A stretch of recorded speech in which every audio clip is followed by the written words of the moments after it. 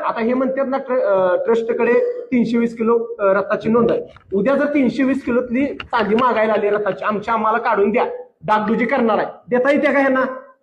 320 किलोचा चांदीचा रथ आहे, उद्या त्यातली 5-50 लोक आली आणि आम्हाला आमची चांदी द्या म्हणली, देता येते का? नाही. मग तुम्ही खांबावरील चांदी कशी काढून दिली? चेअरमन आहे, 7 विश्वस्त आहे, 7 विश्वस्त 2 सचिव सोडून चेअरमनचा पोरगा त्या कागदावर सही करतोय, काय संबंध आहे त्याचा? आतापर्यंत यांचा बोंगळ कारभार आहे, याला कुणीही वाचा पडलेली नव्हती. आणि हा शेखर निचळ, माझा जीव गेला तरी चालेल, आज माझ्या जीवाला धोका आहे यांच्यापासून, पण माझ्या शेवटच्या श्वासापर्यंत 181 किलो चांदी जोपर्यंत मिळत नाही तोपर्यंत मी हा लढा शेवटपर्यंत लढणार. आणि करत आहे म्हणतात 320 किलोची, त्यांनी सरळ भिंतीवर दाखव, हे पब्लिक ट्रस्ट आहे, त्यांनी दाखवलं पाहिजे. आणि जर दाखवत नसतील मग यांचा कुठेतरी अनागोंदी कारभार आहे. आणि बरं, मी अजून सुद्धा सांगतो, ह्या गुरव समाजाची 1100 घर आहेत, ती आज उद्ध्वस्त व्हायला लागली ह्या ट्रस्टच्या कारभारामुळे.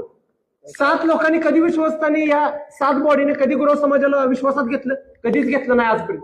गावाला विश्वासात घेतलं का? नाही. प्रत्येक गोष्ट यांच्या मनमानी प्रमाण चालू आहे. 7 मधला एकच मान हलवली की नंदीबाईला 7 जण मान हलवली. मग त्या 7 जणांनी आज जर